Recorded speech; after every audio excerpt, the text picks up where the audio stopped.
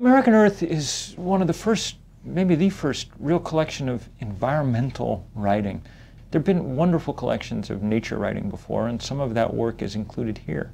But we've really focused on writing about the nexus between people and the earth, and how they treat each other and what we can learn from that interaction. That's a process that we've gotten to see firsthand in America in a way that we haven't elsewhere.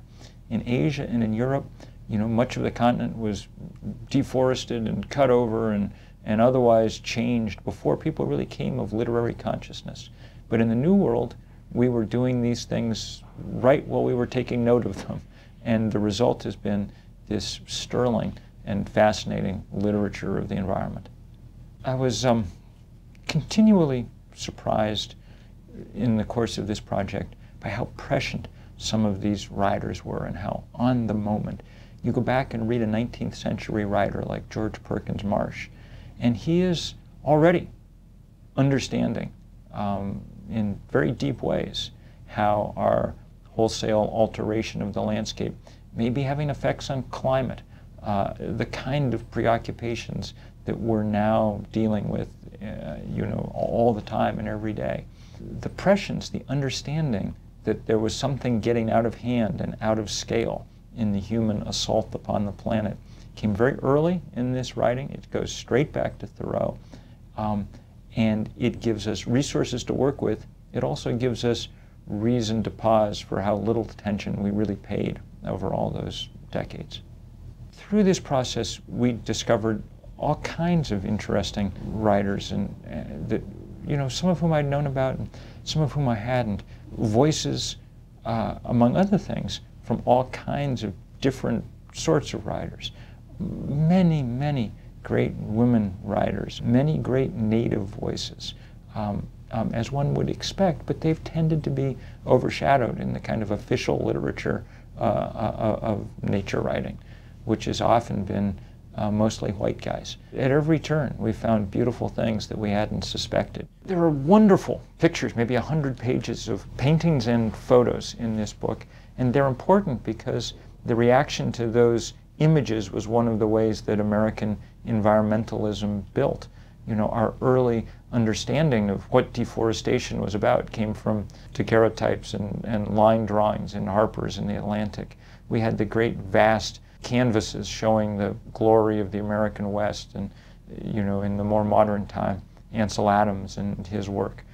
And of course we had the wonderful journalistic depictions of the environmental crisis that we were falling into. All these things taken together make a compelling spectacle for the eye and help people understand the historical way that Americans came about this understanding of the environment. I think that almost every important advance in American environmentalism has coincided with, sprung from, some piece of writing, some book. George Perkins Marsh, Man in Nature, helps convince the people of New York to set aside the Adirondack Park, which in turn becomes the model for the national park system.